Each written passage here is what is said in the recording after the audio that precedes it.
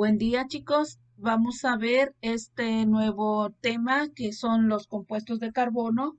Este tema lo encontramos en la página 80 de su libro y vamos a comenzar de qué se trata. Vamos a entrar a una nueva química diferente a lo que ya hemos estudiado hasta el bloque pasado. Ahora vamos a estudiar lo que es los compuestos orgánicos o también llamados los compuestos de carbono. Bueno, el carbono es el elemento químico básico para la química, sobre todo si hablamos de la química orgánica. Se representa bajo el símbolo de C y su número atómico es el 6. Su peso o masa atómica es 12 y aquí tenemos su configuración electrónica. A temperaturas ordinarias, el carbono suele encontrarse en estado sólido. Cuando hablamos del carbono elemental, nos encontramos haciendo referencia a dos de sus formas alotrópicas, el diamante y el grafito. Bueno, el grafito es un elemento que nosotros encontramos casi a diario. Es un elemento muy especial, pues dentro de sus formas alotrópicas encontramos una sustancia de las más blandas, como es el grafito que ya mencioné. Y el lado opuesto es una de las sustancias también más duras como el diamante. Entonces, estas son sus dos formas alotrópicas del carbono, el grafito o el carbono que nosotros conocemos o como el carbono para prender el asador, grafito, o que es su forma más suave, y el diamante.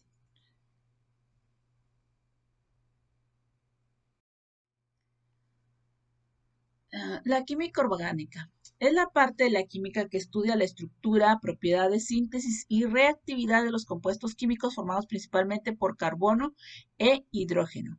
El término orgánico, de química orgánica, fue introducida en 1807 por John Jacques Berzelius, debido a que estos compuestos eran derivados de los seres vivos o de organismos vivos, ¿sí? Y se creía en ese entonces que solamente dentro de los organismos vivos se podrían crear estos compuestos y no podrían ser sintetizados en un laboratorio, sino que tenían que tener o tenían que estar dentro de un organismo vivo, porque si no tenían esa parte del organismo vivo, no se podían crear estos compuestos. Actualmente sabemos que esto no es así. La química orgánica es la química de los compuestos del carbono, como ya lo había mencionado. Es una reliquia de los tiempos en los que los compuestos químicos se dividían en dos clases. Ya dijimos, los inorgánicos, que fue todos los compuestos que vimos hasta el bloque pasado, y los orgánicos, que son los que vamos a ver a partir de hoy. En efecto, hasta más o menos 1850, los químicos creían que los compuestos orgánicos debían tener su origen en organismos vivos y en consecuencia jamás podrían ser sintetizados a partir de sustancias inorgánicas. Es decir, que no podíamos crear sustancias orgánicas a partir de sustancias inorgánicas, como lo hacen las plantas o otros seres vivos. Por ejemplo, las plantas a partir de agua y minerales que se encuentran en la tierra, producen sustancias orgánicas como el dulce de una naranja o el color de una flor, etcétera. Los compuestos de fuentes orgánicas tenían todo esto en común, todos contenían el elemento carbono. Eso fue lo que se descubrió después. Aún después de que quedó establecido que los compuestos orgánicos no necesariamente debían provenir de fuentes vivas, ya que se pueden sintetizar en el laboratorio, resultó conveniente mantener el nombre de orgánico para describirlos, reteniéndose hasta la fecha esta división entre compuestos inorgánicos y orgánicos. Los inorgánicos son todos los demás, o sea, las sales, los minerales, etcétera. Este, y los orgánicos son los compuestos que contienen carbono y que forman enlaces covalentes hacia el hidrógeno y otros elementos más. Si nosotros checamos en nuestra tabla periódica, casi todos los compuestos orgánicos están en la esquina superior derecha: carbono, oxígeno, hidrógeno, nitrógeno, fósforo, azufre, etc. Estos compuestos orgánicos o bioelementos son los que constituyen a los compuestos orgánicos. Hay dos grandes fuentes en las que se puede obtener sustancias orgánicas simples. Una es el petróleo y otra es el carbón. Estas sustancias simples se pueden emplear como elementos constructivos a partir de los cuales se pueden hacer elementos más complicados, como estos que vemos aquí en la parte de abajo. Algunos son medicamentos, otros están en los ADNs, en las proteínas y demás.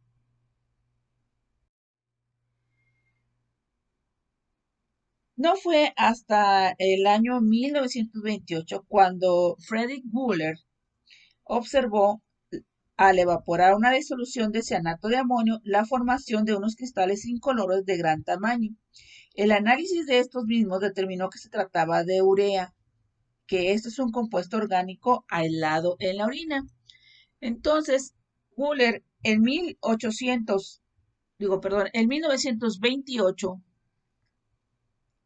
destruyó la idea de que la materia orgánica solo provenían de organismos vivos y el hombre no podía reproducir estos compuestos, ya que este señor o este científico sintetizó urea en el laboratorio a partir de sustancias inorgánicas, que esto era lo que creían que no se podía. Wöhler logró la síntesis de urea calentando cianato de amonio, que es una sustancia inorgánica, para transformarlo en urea, que es una sustancia orgánica. Aquí está la reacción. Esta sustancia, urea, nosotros la desechamos en la orina, por tanto es una sustancia orgánica y además contiene carbono. Entonces es una sustancia orgánica que venía de una sustancia inorgánica.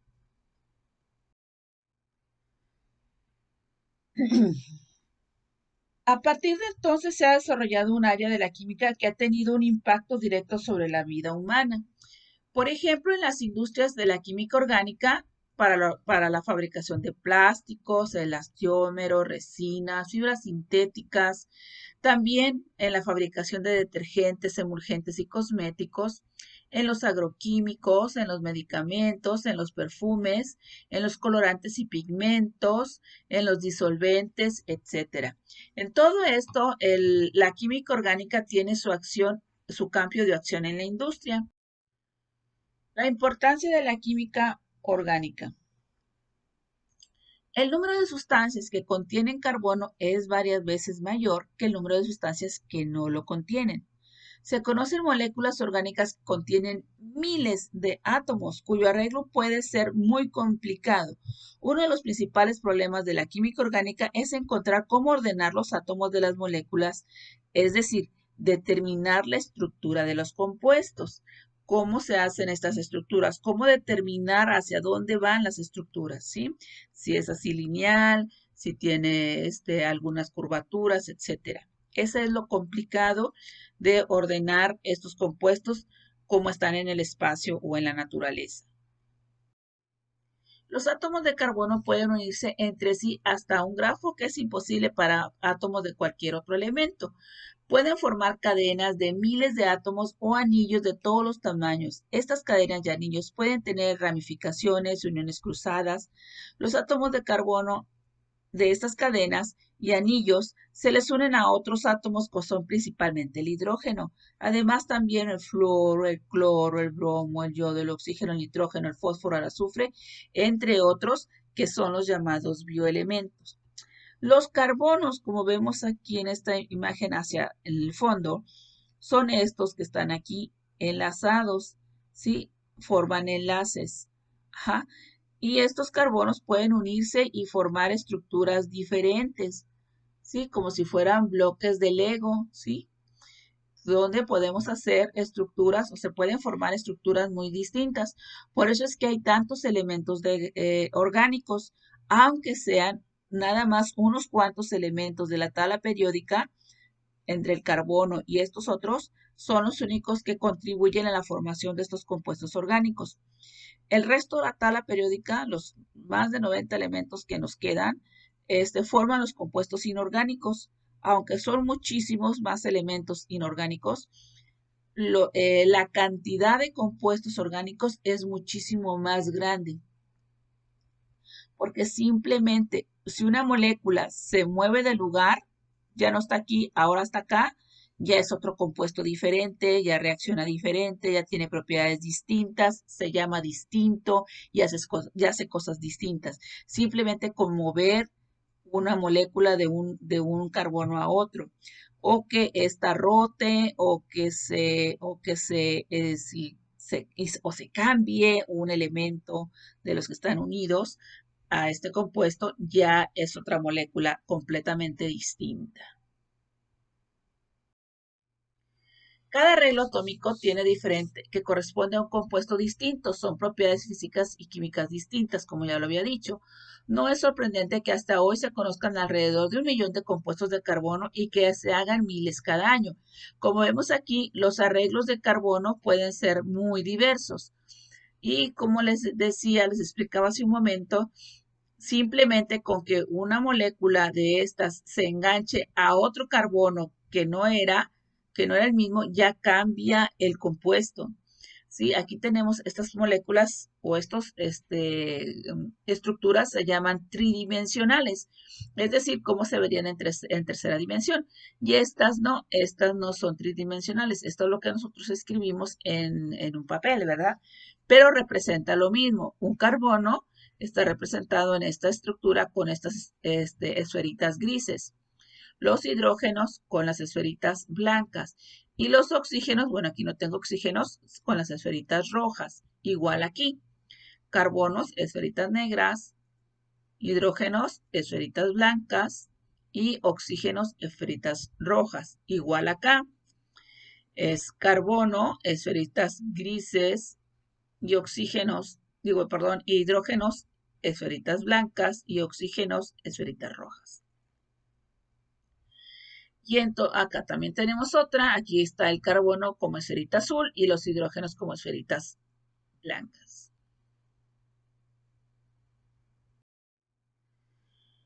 La química orgánica es un campo inmensamente importante y nos ayuda a entender nuestro entorno y cómo funciona. Un impacto directo de la vida humana es en los textiles, las medicinas, los combustibles, como los tenemos acá, también los plásticos y materiales y objetos que nosotros consumimos diariamente están hechos de compuestos orgánicos, ¿sí? La diferencia entre un compuesto orgánico y un inorgánico. Bueno, la principal razón para conservar la división de la química en inorgánica y orgánica es que actualmente son tan numerosos los compuestos conocidos, tanto inorgánicos como orgánicos, que es imposible estudiarlos todos juntos. Entonces, por eso se mantiene esta separación. Las leyes fundamentales que se estudian en la química general son las mismas reglas y las mismas leyes para la química orgánica. Se conocen aproximadamente varios millones de compuestos de carbono. Los compuestos inorgánicos por lo general son solubles en agua y los inorgánicos no lo son. Nosotros no podemos disolver una sustancia orgánica en agua. Les voy a poner un ejemplo. Una sustancia inorgánica, como por ejemplo el cloruro de sodio, NaCl, no contiene carbonos en su estructura y la podemos disolver en agua, ¿cierto? En cambio, una sustancia orgánica, vamos a suponer pintura de uñas, de la que usamos para pintarnos los dedos de las uñas de nuestros dedos, es una sustancia orgánica, ¿verdad que no la podemos disolver en agua? ¿Qué le pasa si disolvemos pintura de uñas, que es una sustancia orgánica, en agua? Pues se corta, se hace bolas, no se disuelve. Comúnmente estos son solubles en éter, en alcohol, en cloroformo, en benceno, en acetona, que también es un solvente orgánico. Sí podríamos disolver la pinturita de uñas, ¿sí? Y en química hay una ley que dice igual disuelve igual. Entonces, los compuestos inorgánicos se disuelven en el agua y los compuestos orgánicos se disuelven en solventes orgánicos, como el éter, el alcohol, el cloroformo, el benceno, la acetona, etc. Los átomos de carbono generalmente forman cadenas, propiedades que no se observan en muchos de los compuestos inorgánicos, es decir, forman cadenitas. Esto no lo hacen los compuestos inorgánicos. O sea, NaCl no, nada más se forma una molécula, el par NaCl H2O, nada más H2O y no forman cadenas. Los compuestos orgánicos son más inestables que los inorgánicos. Son más susceptibles a los cambios físicos y químicos. El enlace de los compuestos de carbono generalmente es covalente. Los enlaces que tienen los carbonos en los compuestos orgánicos generalmente son de carácter covalente, mientras que en la química mineral, en la mayoría son enlaces iónicos. Bueno, chicos, vamos a ver la actividad formativa para este tema. Vamos a realizar la actividad de la página 80. Es una tabla comparativa que viene ahí al final de la página 80, donde primero pues vamos a investigar las diferentes propiedades de los compuestos orgánicos e inorgánicos y los escribimos donde corresponden. Por ejemplo, donde dice propiedad, tipo de enlace. Para los orgánicos generalmente es covalente y para los inorgánicos iónico. Y así buscamos las demás propiedades, la solubilidad, en que se disuelven los orgánicos y los inorgánicos, si conducen la electricidad, etcétera. ¿Ok? La rellenamos, la podemos hacer ahí mismo en el libro, la podemos resolver en el libro, tomarle la foto y subirla, o la podemos pasar a nuestro cuaderno y ahí escribir los resultados. Ok, chicos, espero que tengan todos un excelente día. Nos vemos en la siguiente clase. Bye.